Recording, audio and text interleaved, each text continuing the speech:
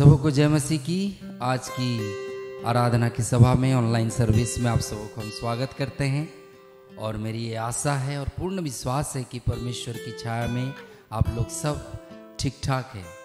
मैं एक चीज़ आपसे बताना चाहता हूँ, ये जितने दिन से हम लोग एक लॉकडाउन की स्थिति में जा रहे हैं, लग रहा है जैसे कब तक ये चलेगा, कब ये ख़त्म होगा, कब हम लोग सब मिलकर परमेश्वर की दिए गए भवन में मिलकर परमेश्वर की आराधना करेंगे। इससे हम आज सुबह के समय में वचन संहिता पढ़ रहे थे जो हम आपसे शेयर करना चाहते हैं। वचन संहिता उसका 13वां अध्याय में दाऊद इस प्रकार लिखता है, हे परमेश्वर तू कब तक, क्या सदैव मुझे भुला रहेगा। कभी कभी ऐसा लगता है कि जैसे परमेश्वर हमको भूल गया है या परमेश्वर हमारा सुन नहीं रहा है। पूरी संसार एक चीज़ के लिए कहता है कि ये प्रभु क्यों, ऐसा क्यों, कब तक, हाउ लॉन्ग ओ लॉर्ड, वो कहता है और आगे बहुत सारे विषय को कहता है। लेकिन आखिरी में जो कहता है मैं आपको पढ़ के सुनाना चाहता हूँ। आप जरूर इस अध्याय को पढ़िएगा, छोटा सा भजन है ये। परंतु मैंने तो तेरी करुणा पर भरोसा रखा है। मतलब चाहे परिस्थिति क्यों ना, कुछ ना हो, कितने दिन क्यों ना लगे, कब तक ये चलता रहेगा, लेकिन मेरा भरोसा तुझ पर है, तेरी करुणा पर भरोसा रखा है। मेरा हृदय तेरे उद्धार से मगन होगा।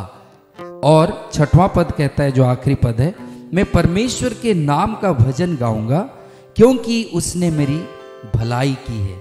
मेरे साथ मिलकर कहे, मैं परमेश्वर के नाम का भजन गाऊंगा क्योंकि उसने मेरी भलाई की है। सही में भलाई और करुणा वो करता है और हम सोच नहीं सकते उसके विचार और हमारे विचार के ऊपर क्या अंतर है। जैसे आप देखेंगे यशायाह नबी की किताब उसका 55 और 8 और 9 में कहता है कि मेरे सोच तुम्हारे सोच अलग है, मेरे विचार तुम्हारे विचार अलग है। 9 पद में कहता है तुम्हारा विचार मेरा विचार, तुम्हारा सोच मेरा सोच से आकाश और पृथ्वी के अंतर है। जब पहले इसको हम पढ़ता था तो हम सोचते थे अंतर का जो बात कर रहा है परमेश्वर यहाँ एक लंबी दूरी का बात कर रहा है, लेकिन उसका फुटनोट में देखिएगा मेरे प्रियो, जरूर पढ़िएगा इसको।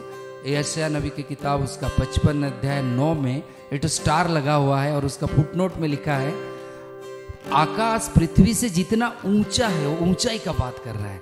आकाश पृथ्वी से जितना ऊंचा है, परमेश्वर का विचार हमारे विचार से उतना ऊंचा है। It's not about the distance, ये डिस्टेंस का बात नहीं कर रहा है, ये ऊंचाई का बात कर रहा है। इसलिए तो यिर्मयाह नबी की किताब उसका 29 और 11 पद में भी लिखा है कि मैं तुम्हारे लिए जो कल्पनाएं करता हूँ उसको मैं जानता हूँ। कभी कभी हमारा कल्पनाएं हमें पता नहीं चलता है कि क्या होगा, लेकिन परमेश्वर कहता है, यहोवा यूं कहता है कि मैं तेरे लिए जो कल्पना करता हूँ मैं उसको जानता हूँ और मैं उसको पूरी करूँगा। और लास्ट में लिखता है कि मेरी कल्पनाएं तेरे हानि के लिए नहीं, किसके लिए है, लाभ के लिए है, और अंत में तेरी आशा पूरी होगी। तो मेरे प्रियो, जितने लोग मुझे देख रहे हैं, मुझे नहीं पता आप किस दौर से जा रहे हैं, किस अंधकार या किस बातों से आप परेशान हैं, लेकिन परमेश्वर का वचन हमें दृढ़ता से कहता है कि मैं तुझे पूरी आज़ादी दिया हूँ और मैं तेरी आशा को पूरी करूँगा। क्या आपको और हमको ऐसा परमेश्वर की आराधना नहीं करनी चाहिए? दिल की गहराई से आइए उसकी आराधना करें और कहे, प्रभु तेरे विचार को मैं जानना चाहता हूँ और मैं अपने आप को तुझे समर्पण करता हूँ। प्रभु जी हालेलुया। आइए मिलकर उसकी आराधना करें। Thank you Jesus.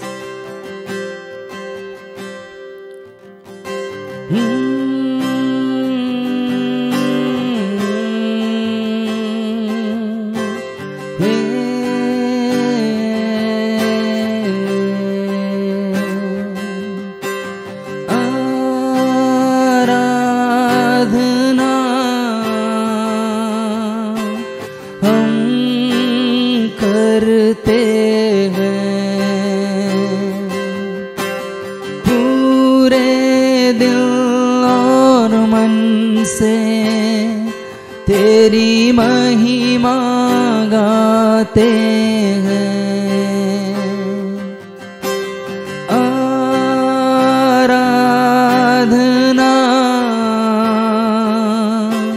हम करते हैं,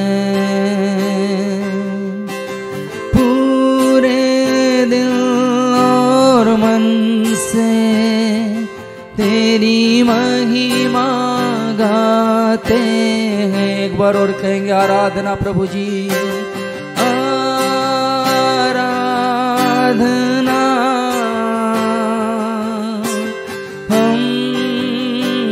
करते हैं मेरे यीशु, पूरे दिल और मन से तेरी महिमा गाते हैं, और हम कहते हैं प्रभु दिल की गहराई से, दिल से कहते हैं, और हम कहते हैं आ प्रभु यीशु आ मुझ में हो तेरी महिमा। अब्बा पिता आ प्रभु यीशु आ मुझ में हो तेरी महिमा,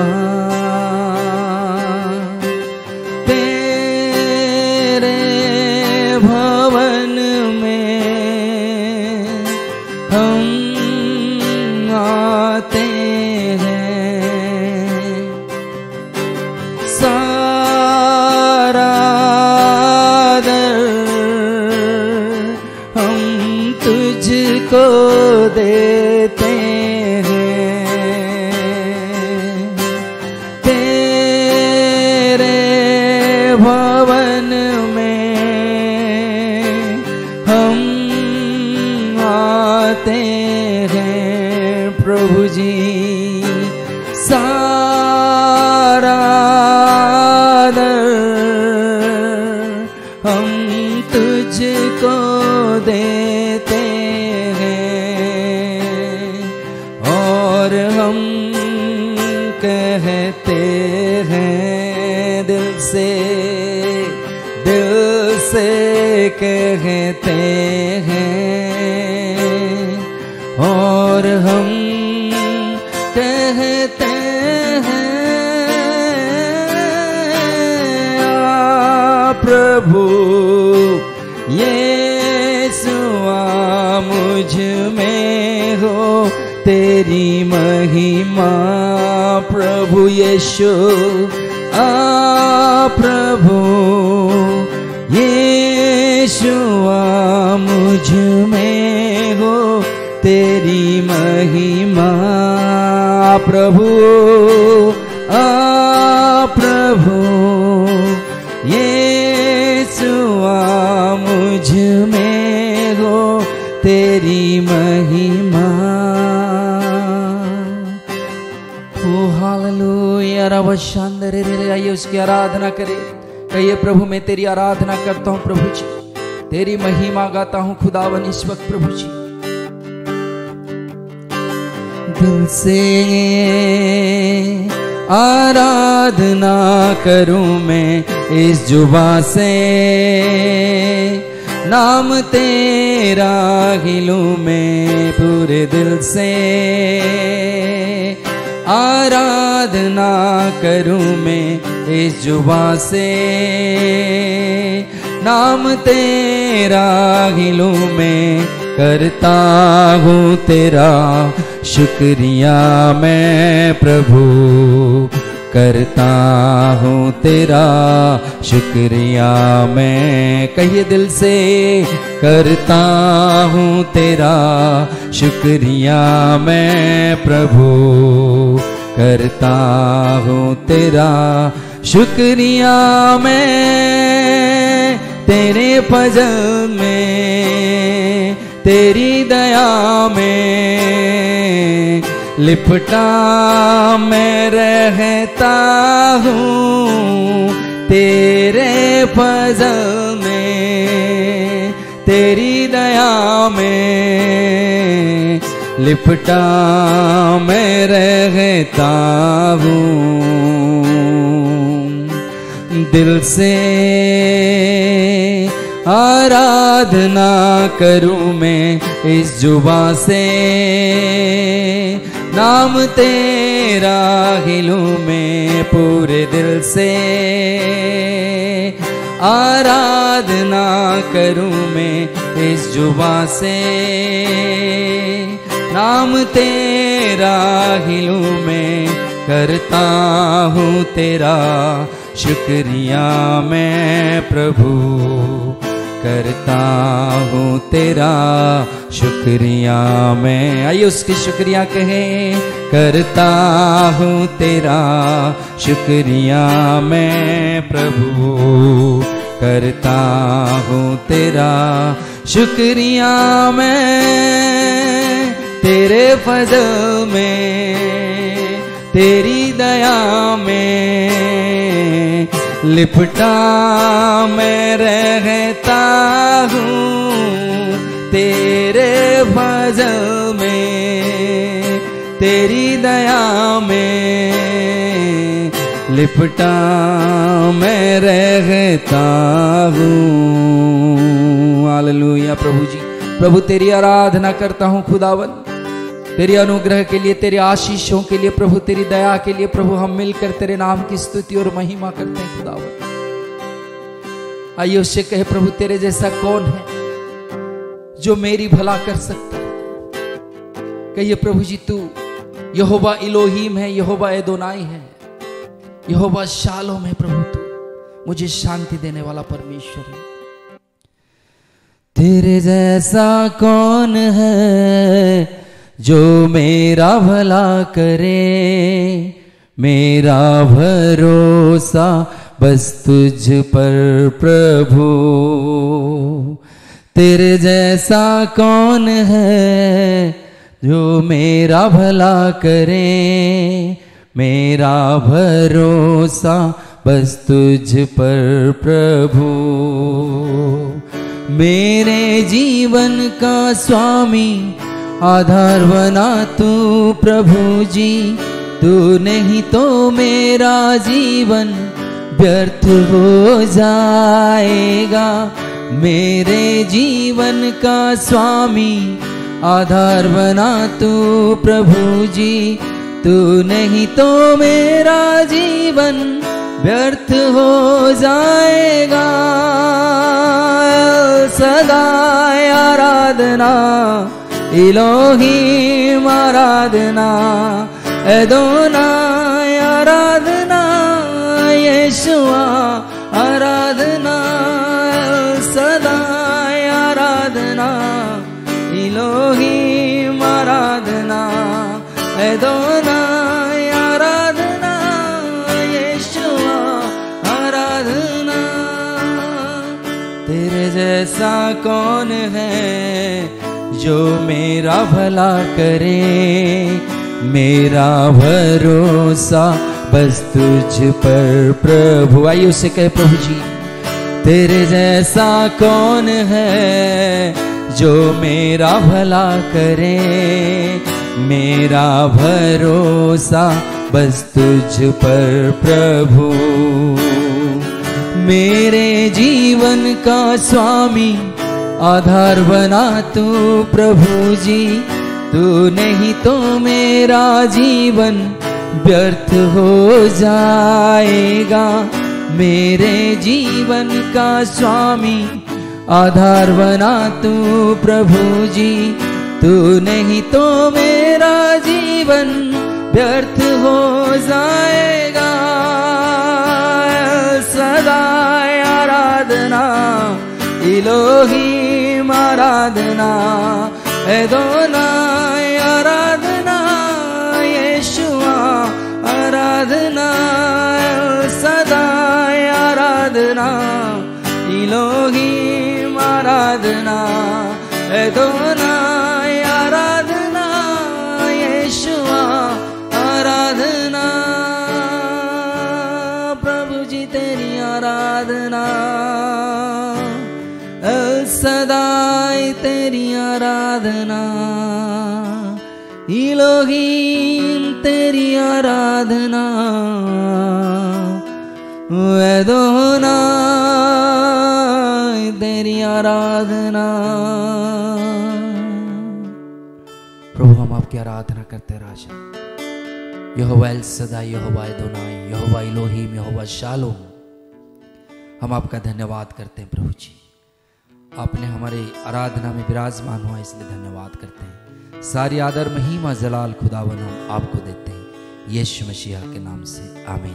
परमेश्वर आप सबों को आशीष दे। सो मेरे प्रियो, प्रभु यीशु मसीह के नाम में आप सबों का स्वागत है। जितने भी लोग आज जहाँ कहीं से भी इस कार्यक्रम में जुड़े हैं, मैं आप सबों का अभिवादन करता हूँ और मेरी दुआ है कि आज के संदेश से आपको बहुत आशीष मिले। जैसा कि हम पिछले कई इतवार से हम लोग परीक्षा के संबंध में एक सीरीज कर रहे हैं और काफ़ी कुछ परमेश्वर ने हमसे बातचीत किया है।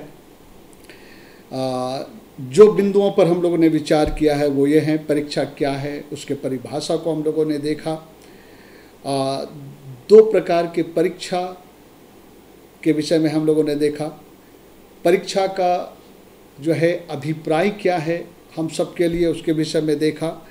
और परीक्षा के संबंध में कुछ केस स्टडी हम लोगों ने किया अलग अलग लोगों के विषय में, और वहाँ हम लोग देख पाए कि कई लोग जो थे परीक्षा में स्थिर और खरे निकले, लेकिन कई लोग असफल भी हुए। उसका परिणाम उन लोगों के साथ क्या हुआ, उन बातों को हम लोगों ने देखा था।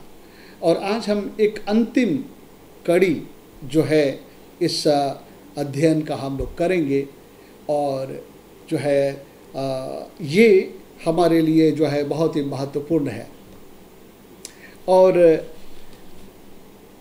ये जो है प्रार्थना से संबंधित है। परीक्षा के संबंध में प्रार्थना, और इस पर हम लोग थोड़ा मनन करेंगे। जब प्रभु यीशु मसीह ने प्रभु की प्रार्थना के विषय में अपने शिष्यों को सिखलाया, मत्ती रचित सुसमाचार उसके 6वें अध्याय में उसने जिन परीक्षाओं को जिन प्रार्थनाओं को करने के लिए बताया, उसके साथ परीक्षा से संबंधित प्रार्थना के विषय में भी बताया। आइए हम लोग उसको पढ़ते हैं। मत्ती रचित सुसमाचार उसका 6 अध्याय 9 पद से। ये एक प्रार्थना का नमूना, एक प्रार्थना का डिजाइन प्रभु यीशु मसीह ने दिया कि जिस पे आधारित हम प्रार्थनाओं को करें। और उसमें ऐसा लिखा है, अतः तुम इस रीति से प्रार्थना किया करो, हे हमारे पिता, तू जो स्वर्ग में है, तेरा नाम पवित्र माना जाए, तेरा राज आए, तेरी इच्छा जैसे स्वर्ग में पूरी होती है वैसे पृथ्वी पर भी हो। हमारे दिन भर की रोटी आज हमें दे, और जिस प्रकार हमने अपने अपराधियों को क्षमा किया है वैसे ही हमारे अपराधों को भी क्षमा कर। और फाइनल प्रेयर जो है, इस प्रेयर का जो सबसे आखिरी हिस्सा है, उसमें लिखा, और हमें परीक्षा में ना ला परंतु बुराई से बचा, और हमें परीक्षा में ना ला। सो मेरे प्रियो, हम देखते हैं कि परमेश्वर ने एक प्रार्थना का नमूना दिया, और उस नमूने में हम लोग देखते हैं कि वो कहता है कि तुम प्रार्थना करो कि परमेश्वर का राज आए, तेरा राज आए। फिर वो हमसे कहता है कि तुम ये भी प्रार्थना करो कि जैसे स्वर्ग में परमेश्वर की इच्छा पूरी होती है वैसे पृथ्वी पर भी पूरी हो। साथ ही साथ हमने देखा कि हमें अपने प्रत्येक दिन की आवश्यकताओं, ज़रूरतों के लिए भी परमेश्वर से निवेदन करने के लिए, प्रार्थना करने के लिए हमको कहा गया है कि जैसे कहा है कि हम प्रतिदिन की रोटी आज हमें। सो हमारे व्यक्तिगत जीवन की भौतिक आवश्यकताओं की ज़रूरतों के लिए भी हम प्रार्थना कर सकते हैं।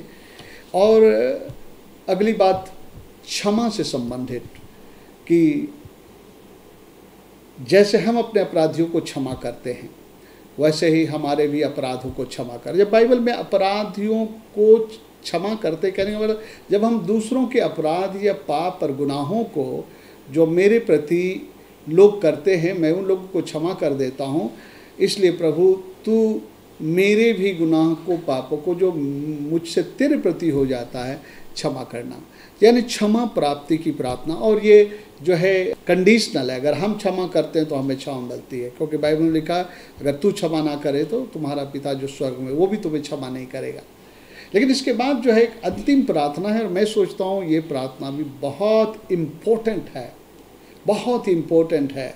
और वो प्रार्थना किसके विषय में है? ये पर्टिकुलरली परीक्षा के संबंध में ये प्रार्थना है। मेरे प्रियो, हर इंसान अपने जीवन में परीक्षा से होकर के गुजरता है, और जब तक हम पृथ्वी में हैं हम लोगों के सामने परीक्षाएं होंगी, और परीक्षा में स्थिर रहने के लिए, मजबूत रहने के लिए हमें प्रभु यीशु मसीह ने कहा है कि तुम इस प्रकार से प्रार्थना करो और हमें परीक्षा में ना ला।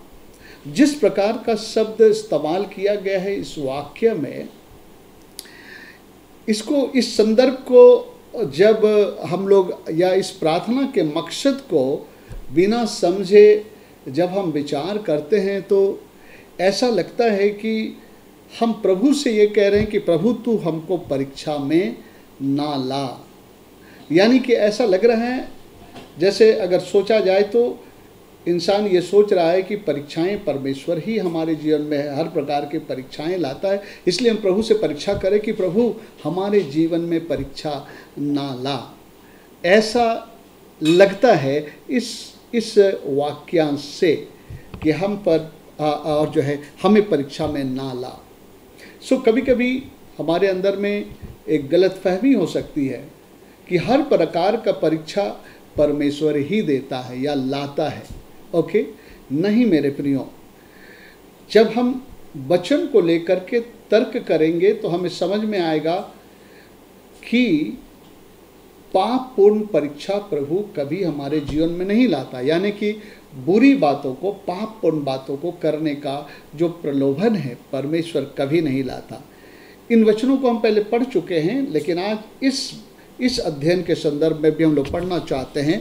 ताइए हम लोग खोलेंगे याकूब की पत्री, उसका 1 अध्याय और उसके 13 पद को हम लोग पढ़ेंगे। याकूब की पत्री उसका 1 अध्याय और 13 पद से क्या लिखा है?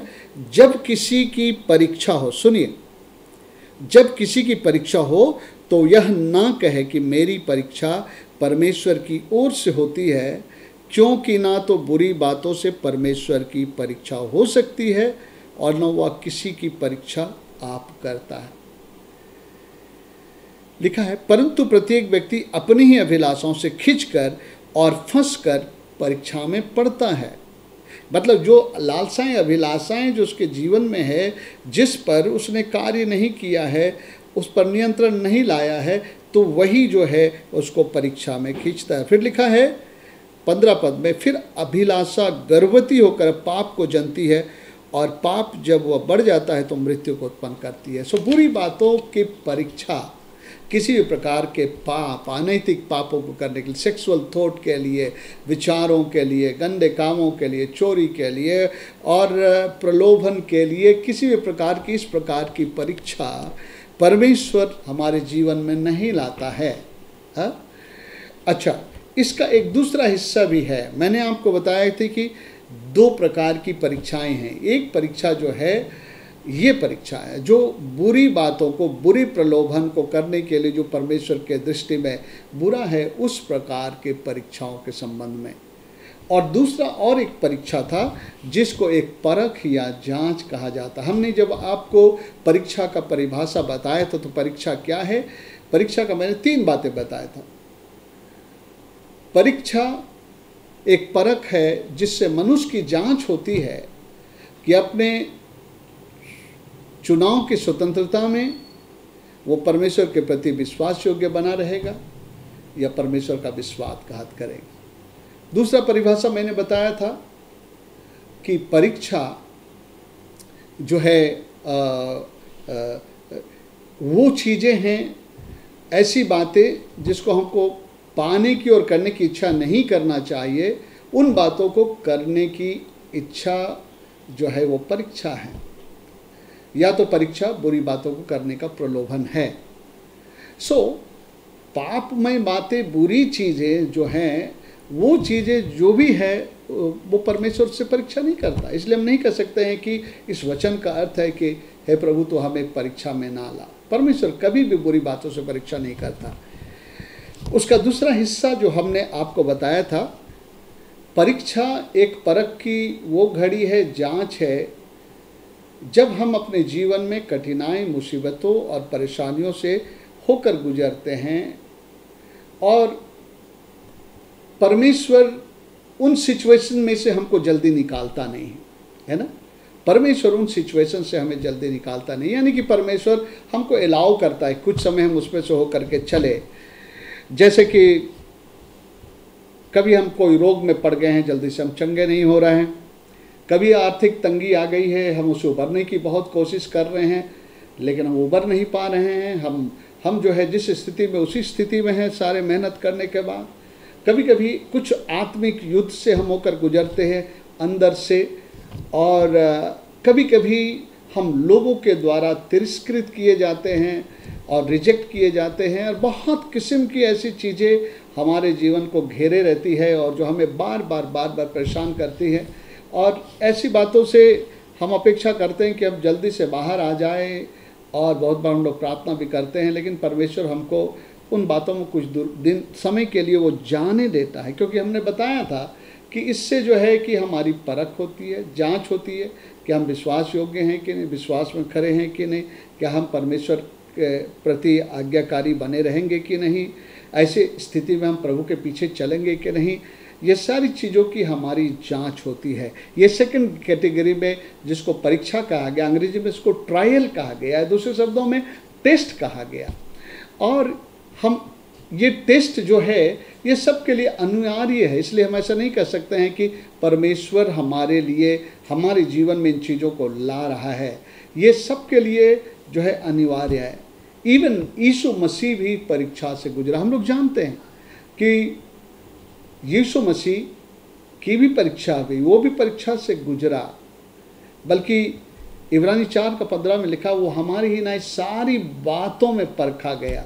यानी कि जिस क्षेत्र में हमारी परीक्षा होती है सारी चीज़ों में यीशु मसीह भी गया। यानी कि यीशु मसीह को भी ये शरीर रूप लेने के बाद में अपने आप को परमेश्वर के लिए योग्य ठहराने के लिए, उसके राज्य के लिए, उसके कार्य के लिए उसको भी प्रूव करना पड़ा उन परिस्थितियों में कि जो है कि मैं अपने परीक्षा में, अपने चुनाव की स्वतंत्रता में मैं अपने पिता के लिए दृढ़ और स्थिर खड़ा रहूँगा।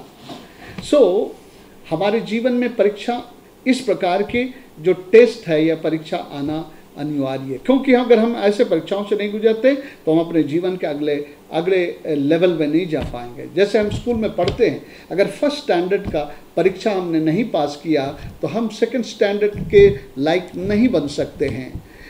मेरे प्रिय, परीक्षा एक अनिवार्य चीज़ है हमारे और आपके लिए, है ना, ताकि परमेश्वर हमारे जीवन में कुछ बनाए, हमें कुछ तैयार करे, हमें तरासे, हमें बलवंत बनाए, हमें धीरजवंत बनाए, हमारे विश्वास को परखे और हमको पाए कि जो हम परमेश्वर के लायक और काबिल हैं, उसके योग्य हैं, उसके राज्य के कार्य के लिए योग्य हैं। परीक्षा तो अनिवार्य है, ये सबको इस परीक्षा में से होकर के गुजरना है।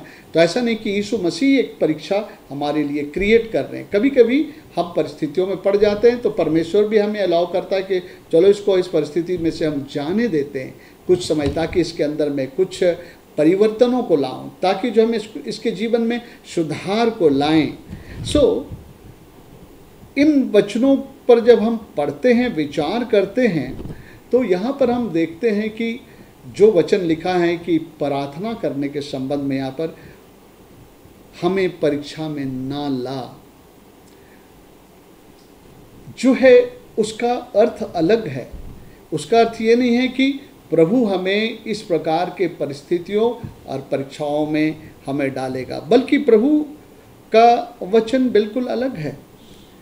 प्रभु का वचन जो है कहता है कि वो हमें ऐसे परीक्षाओं में नहीं पड़ने देता कि हम सहन ना कर सके, हमको उतनी ही स्थिति में जाने देता है जितना हम सहन कर सकते हैं, ताकि वहाँ से फिर आपको बाहर निकाल ले। आइए हम लोग पढ़ेंगे 1 कुरिन्थियों का 10:13 में। वहाँ पर ऐसा लिखा है। मैं उस बात को प्रकट करना चाह रहा हूँ कि इस वचन को जब हम लोग अच्छी तरह नहीं समझते हैं तो हमारा विचार ऐसा होता है कि परमेश्वर ही सारे परीक्षाओं को हमारे जीवन में अलाउ करता। नहीं, इस प्रार्थना का उद्देश्य ये नहीं है। इस प्रार्थना का उद्देश्य मैं आपको आखिरी में खुलासा करूंगा। आइए हम लोग पढ़ते हैं 1 कुरिन्थियों उसका 10 अध्याय, और जब हम लोग 13 पद में पढ़ते हैं तो उसमें ऐसा लिखता है, तुम किसी ऐसे परीक्षा में नहीं पड़े जो मनुष्य के सहने से बाहर है। परमेश्वर सच्चा है और वह तुझे सामर्थ्य से बाहर परीक्षा में ना पड़ने देगा, वरन परीक्षा के साथ निकास भी करेगा कि तुम सह सको। सो परमेश्वर हमें परीक्षा में डाल करके परीक्षा में वो हमें तहस नहस नहीं करना चाहता है, लेकिन हमको कुछ परीक्षा के घड़ी से गुजरने देता है, और हमको उतना ज़्यादा भी नहीं गुजरने देना चाहता है जो हमारे सहने से बाहर है, केवल उतना ताकि जो है वो हमारे अंदर में अपने कार्य को अंजाम दे सके और उसके बाद जो है आपको बाहर निकाल लें। ये प्रार्थना कि हमें परीक्षा में ना ला, हम गलतफहमी में ना हो कि परमेश्वर ही जो है हमें हर प्रकार की परीक्षाओं में डालता है, और उस परीक्षा में कई बार जब हम असफल हो जाते हैं तो ऐसा लगता है कि प्रभु ने क्यों ये सब मेरे जीवन में लाया। उसको लगता है कि प्रभु ही इन सारी चीज़ों को लाया, क्यों मेरे जीवन में लाया। नहीं मेरे प्रियो, ये गलतफहमी में हम लोग ना रहे कि हमको परमेश्वर हमारे जीवन में परीक्षाओं को वो नहीं लेके आता है। हमने देखा एक परीक्षा हमारी अभिलाषा लालसाओं का नाते हुए, और दूसरा तो है वो सबके लिए अनिवार्य है, सबको होकर गुजरना है। आदम और हवा वहाँ से गुजरे, यीशु मसीह वहाँ से गुजरे, याकूब वहाँ से गुजरा, यूसुफ वहाँ से गुजरा, मूसा वहाँ से गुजरा, बहुत, और हम लोग भी गुजरेंगे। ये परमेश्वर का एक प्रिंसिपल है।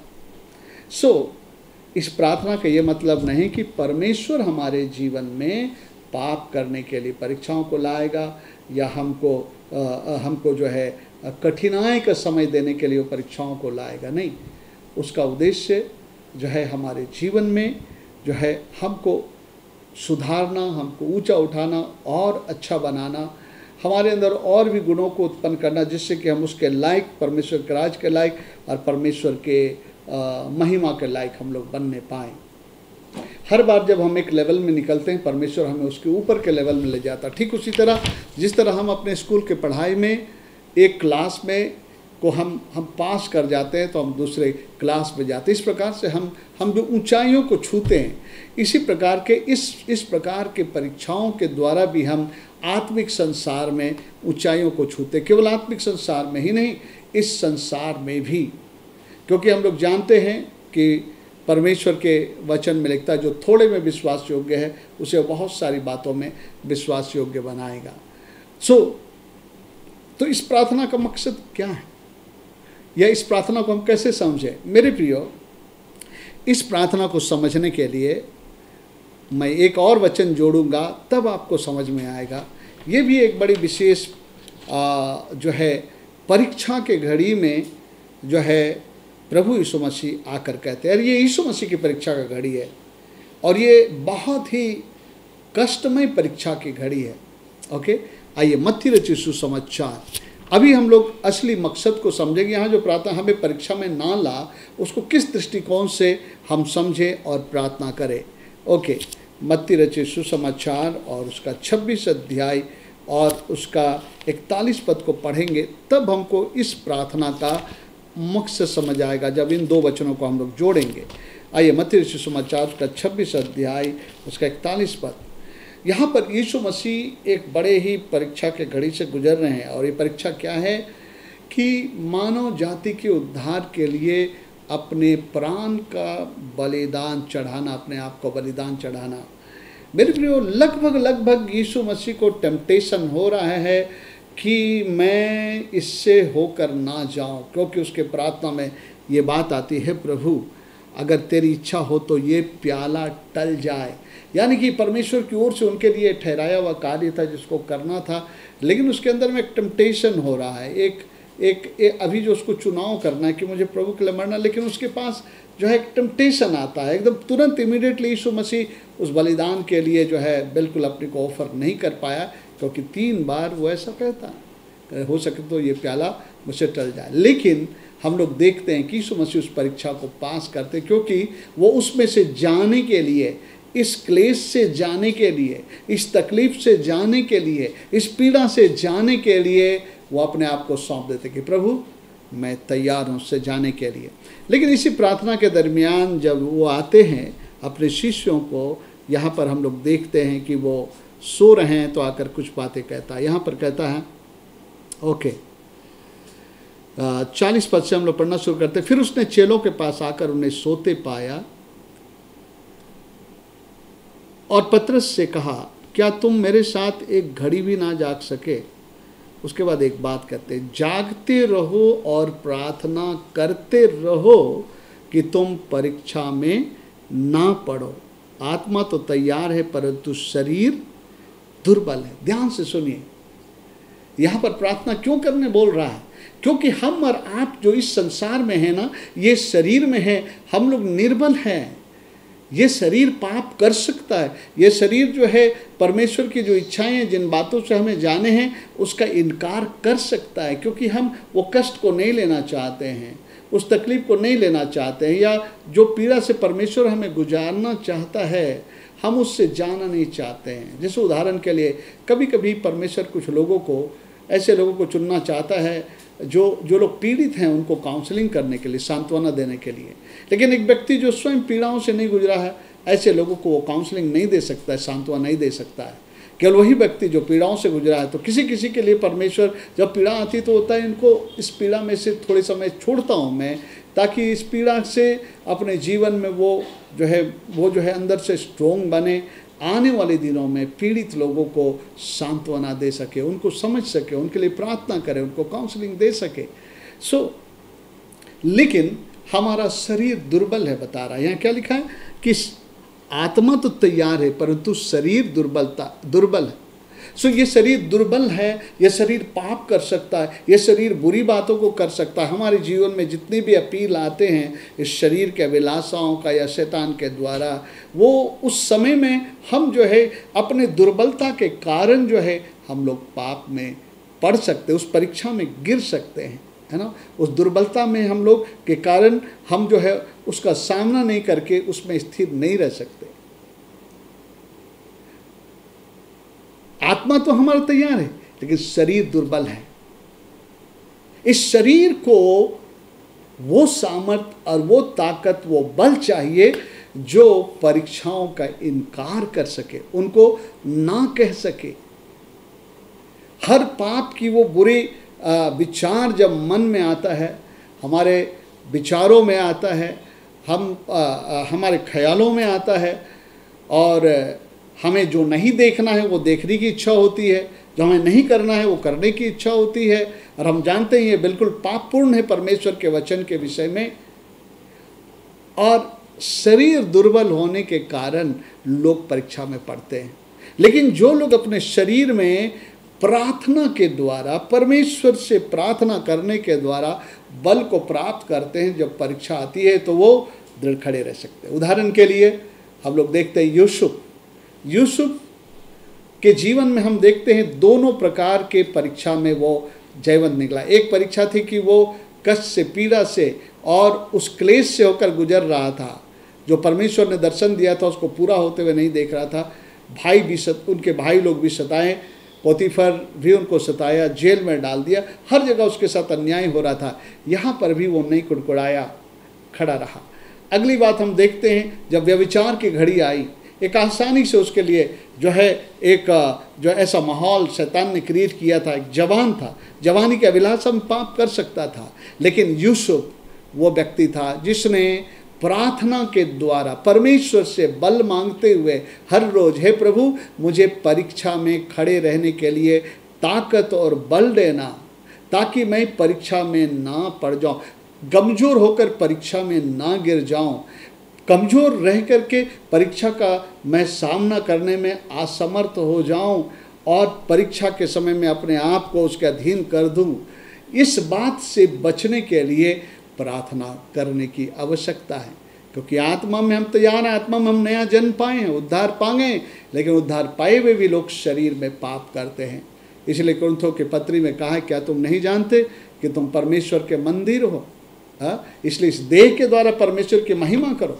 लेकिन हम और आप इस बात की गवाही दे सकते हैं, जब मैं भी नया था प्रभु में, प्रभु को मैंने ग्रहण कर लिया था, लेकिन कई बार कई चीज़ों में शरीर के दुर्बलता के कारण जो है परीक्षा में स्थिर नहीं रह पाता था। कारण क्या था कि प्रार्थना का जीवन नहीं था। प्रार्थना किस चीज़ को दर्शाता है?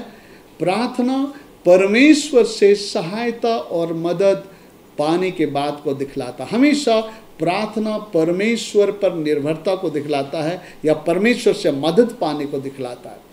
प्रभु यीशु मसीह का जीवन प्रार्थना का जीवन था। हम लोग जानते हैं, कभी वो सुबह को प्रार्थना करता, कभी वो जो है रात को प्रार्थना करता, और कभी जो है एकांत में यूं ही प्रार्थना करने चले जाता था। मेरे प्रियो, आपको मालूम है, चूँकि यीशु मसीह परमेश्वर का मिशन लेकर के आया था और इस मिशन को पूरा करने के लिए शैतान जो है उनको बाधा देना चाहता था। उसको नाना किस्म की परीक्षाओं में उसको भी डालता था, नाना प्रकार के तकलीफ़ों में उसके ऊपर भी परीक्षा होती थी। आदम हवा उस परीक्षा में स्थिर नहीं रहे, लेकिन यीशु मसीह उस परीक्षा में एक ही कारण से स्थिर रहे, वो जो है प्रार्थना के कारण। प्रार्थना के कारण उन्होंने प्रार्थना किया और जो है प्रार्थना के कारण परमेश्वर ने उनको बल और सामर्थ्य दिया। इसीलिए जब हम लोग पढ़ते हैं इब्रानी 4:15 में, वो हमारी ही नाई सारी बातों में परखा गया लेकिन वो निष्पाप निकला। किस बल से, किस सामर्थ्य से? क्या परमेश्वर होने के नाते?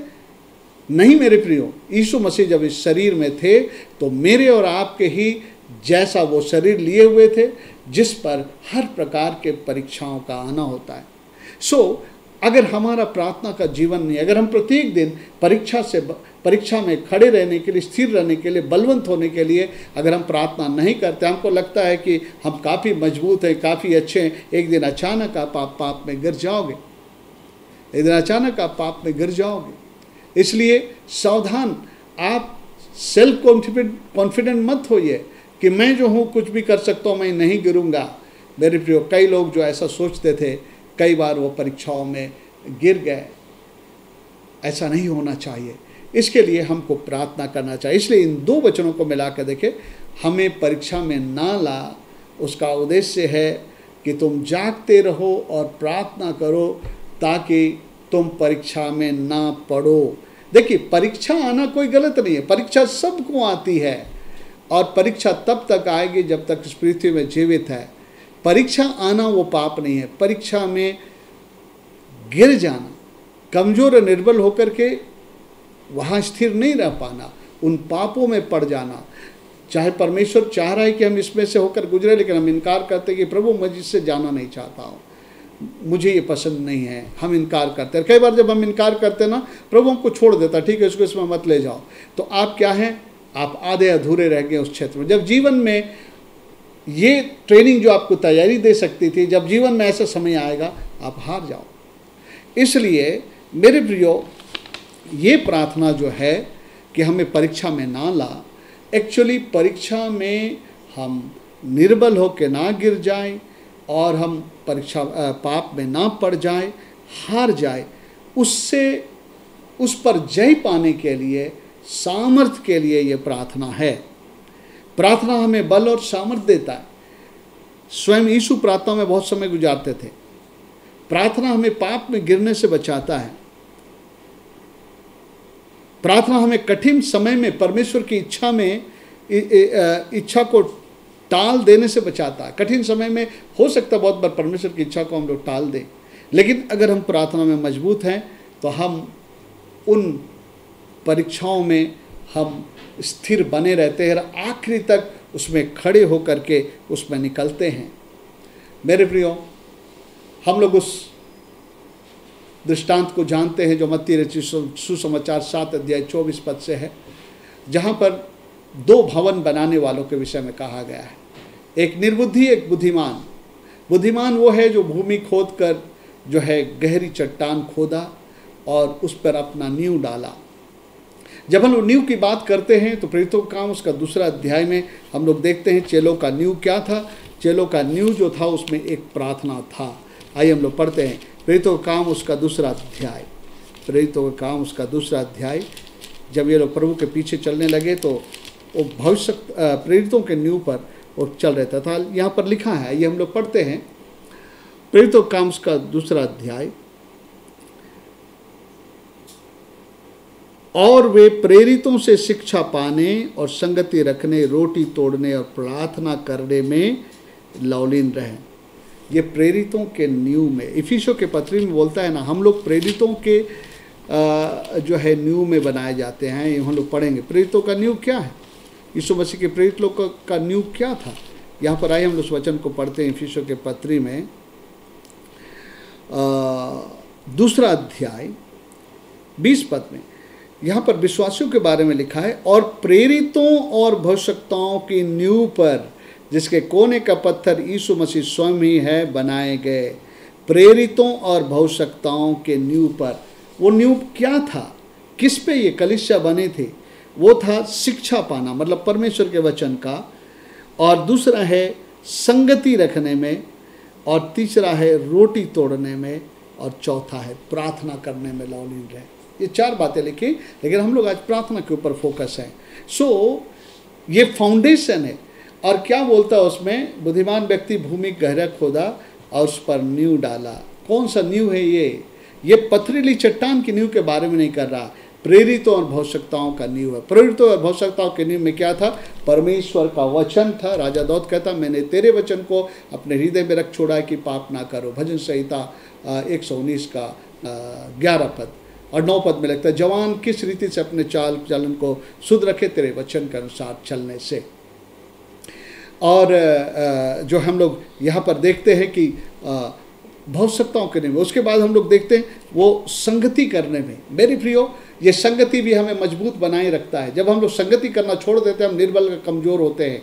ओके, क्योंकि संगति हमको एक साथ, जब हम संगति करते हैं हमें बल मिलता है, एक दूसरे के द्वारा हम लोग मजबूत बने रहते हैं। और तीसरी बात लिखा है रोटी तोड़ने में। ओके, और ये है हमारे प्रभु भोज से संबंधित। और चौथी बात है प्रार्थना करने में लौलीन रहे। एक कलीसिया के लोग प्रार्थना करने में लौलीन रहे। क्या आज हम लोग प्रार्थना में लौलीन हैं? मेरे प्रियो, हमारी प्रार्थना का जीवन में कमी होने के कारण हम शरीर में दुर्बल और निर्बल होते हैं। प्रार्थना हमें जो है, शरीर मतलब जिसमें नाना किस्म के वो सारे जो अभिलाषाएं, लालसाएं जो हमको जो नहीं करना चाहिए वो करवाना चाहती, जो नहीं सोचना चाहिए वो सोचने में मजबूत करती, जो हमें नहीं देखना चाहिए वो हमें देखने में मजबूत करती है। ये वाले शरीर को जो है बल की आवश्यकता, ताकत की आवश्यकता है। और यहाँ पर जो वचन का हमें परीक्षा में ना ला, इसको हम लोग जब उससे जोड़ते हैं तो जागते रहो और प्रार्थना करो कि तुम परीक्षा में ना पड़ो। उसका मतलब क्या है? जब हम प्रार्थना का जीवन बिताते, हर रोज प्रार्थना करते, प्रभु आज मुझे सामर्थ देना कि मैं कोई भी परीक्षा जो मेरे शरीर पर प्रबल ना होने पाए। ये शरीर दुर्बल है प्रभु, आत्मा में तो मैं नहीं चाहता हूँ कोई पाप करना। आत्मा में नहीं चाहता हूँ कि मैं तेरे द्वारा रखे गए इस जो है परीक्षाओं से मैं ना गुजरूं। लेकिन प्रभु, मेरे शरीर में कमज़ोर होने के कारण मैं कोई भी पापों में ना गिरूं, कोई भी परीक्षा में असफल ना हो, इसलिए तो मेरी मदद कर। आप रोज़ प्रभु से प्रार्थना करिए, ठीक है? वचन को पढ़िए, अपने हृदय में रखिए, भाइयों के बहनों के साथ संगति रखिए, रोटी तोड़िए और प्रार्थना में लौलीन रहिए। अगर ये बातें आपके जीवन में हैं तो ये दुर्बल शरीर में आपको परमेश्वर का ताकत मिलेगा। आपको पता है यीशु मसीह ने बहुत दुआ किया, 40 दिन उसने उपवास और प्रार्थना भी किया। हमारे अंदर भी प्रार्थना का जीवन होना चाहिए, हम रोज़ प्रार्थना करें। प्यारे प्रभु परमेश्वर, आज मेरे सामने कोई परीक्षा है, मेरे शरीर में किसी भी प्रकार का जो है अभिलाषाएं, वो जो है पापपूर्ण अभिलाषाएं मेरे अंदर उठना चाहे, मुझे बल दे, मुझे सामर्थ दे प्रभु, मेरी सहायता कर। जब हम ऐसा करेंगे सो परमेश्वर हमें सामर्थ देगा। आमीन। और इस शरीर पर आप बलवंत होंगे, आप आत्मा में भी बलवंत होंगे, इस शरीर में भी बलवंत होंगे और अपने प्राणिक भाग में भी बलवंत होंगे और आप परीक्षा में नहीं पड़ेंगे। सो मेरे प्रियो, आज जो है ये अंतिम बात मैं आपको कह करके इस संदेश को समाप्त करता हूँ कि हमें प्रत्येक दिन परीक्षा में जो है नहीं गिरने के लिए या बलवंत खड़े रहने के लिए परमेश्वर से ताकत मांगते रहना है। हम ऐसा ना सोचें कि अभी मैं बड़ा पुराना विश्वासी हो गया हूँ, मैं कहीं नहीं गिरूंगा, ऐसा नहीं सोचना है। हमको रोज़ प्रार्थना करना है कि प्रभु मेरी सहायता कर, मेरी मदद कर, इस शरीर में मुझे बल दे, सामर्थ दे कि मैं जो है शरीर की हर बात को इनकार कर सकूँ, हर पाप का इनकार कर सकूँ और मैं स्थिर बना रहूँ। सो मेरे प्रियो, आइए हम अंतिम वचन को पढ़ करके जो है हम लोग अंत करेंगे। हमारा थीम का जो वचन था हम सभी लोग जानते हैं, याकूब उसका 1:12 पद। सो प्रभु ने हमें बताया है कि प्रार्थना बहुत ज़रूरी है। परीक्षा से संबंधित रोज़ प्रार्थना करें कि प्रभु मुझे संभाल, प्रभु मुझे बल दे, मेरे शरीर पर मुझे जय दे, मुझे ताकत दे, बल दे, ताकि हर परीक्षाएं जो आएंगी मैं उसका इनकार करके स्थिर रह सकूं। और ये हमें करना है मेरे प्रियो, क्योंकि यहाँ पर वचन में लिखा है 1:12 पद में, धन्य है वह मनुष्य जो परीक्षा में स्थिर रहता है, क्योंकि वो खरा निकलकर जीवन का वह मुकुट पाएगा जिसकी प्रतिज्ञा प्रभु ने अपने प्रेम करने वालों से की है। Hallelujah, praise the Lord. मैं विश्वास करता हूँ मेरे प्रिय भाई और बहनों, जो ये हम 5 एपिसोड इस परीक्षा के संबंध में किए हैं, ये हमारी समझ को पूरी रीति से खोल दिया है और हम में से प्रत्येक जो है उस धन्य की गिनती में आएंगे जो परीक्षा में स्थिर रहता है और खरा निकल करके मुकुट को पाता है। मेरे प्रियो, परमेश्वर का धन्यवाद हो उसके वचन के लिए जिसने इस विषय में हम लोगों को सिखलाया, समझाया और सारे दृष्टिकोणों से कैसे हम परीक्षा में स्थिर और खरे रहे उसके विषय में उसने हमें प्रेरणा दी है। केस स्टडीज से हमें प्रेरणा मिला है और हर एक सेशन से हमको एक प्रेरणा मिला। आइए हम फिर से एक बार उन सारे नोट्स को आप निकाल के देखें, आप मनन करें, अपने आप को जांचें और इस टीचिंग के मुताबिक अपने जीवन को ढालें और एक दिन आपको जो है परमेश्वर के द्वारा ठहराया गया मुकुट मिलेगा। आइए मेरे प्रियो, हम लोग प्रार्थना करेंगे। अपनी आँखों को बंद कर लें। हमारे जीवित और महान पिता परमेश्वर, हम आपका धन्यवाद देते हैं आपके पवित्र वचन के लिए, जिसके बारे में लिखा है कि हर पवित्र शास्त्र परमेश्वर की प्रेरणा से रचा गया, हमको समझाने, सुधारने और धर्म की शिक्षा के लिए लाभदायक है, जिससे परमेश्वर का जन सिद्ध बने। प्रभु, हम धन्यवाद देते हैं तेरे वचन के लिए जो लगातार तू हम सबको दिया है। आज मैं कलीसिया के एक एक जन के लिए प्रार्थना करता हूँ, खास करके बुजुर्गों के लिए। हर एक बुजुर्ग को अपने सामर्थ्य हाथ के नीचे संभाल प्रभु जी। छोटे बच्चों को मैं तेरे हाथ में देता हूँ, उन्हें भी संभालिए। और इस समय जो कोरोना का समय है, किसी को भी इसका कोई प्रभाव ना पड़े, सब लोग सुरक्षित रहे। घर से बाहर जाते समय, भीतर आते समय प्रभु जी वो तेरे स्वर्गदूतों के बाड़ा में रहे, तेरे लहू उनके ऊपर रहे। प्यारे पिता परमेश्वर, इस वक्त कोई भी किसी ऐसे परीक्षाओं से गुजर रहा है या बहुत दिनों से उसके जीवन परीक्षा आ रहा है और परीक्षा में शैतान उन्हें गिराना चाह रहा, मैं प्रार्थना करता हूँ प्रभु तो उनको बल दे। उनका शरीर अगर निर्बल है उनको बल दे प्रभु जी।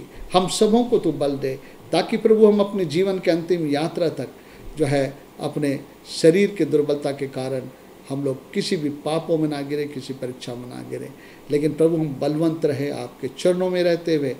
प्रभु हर एक को तू बल दे और सामर्थ दे। इस निर्बल शरीर, यीशु ने कहा जागते रहो, प्रार्थना करो,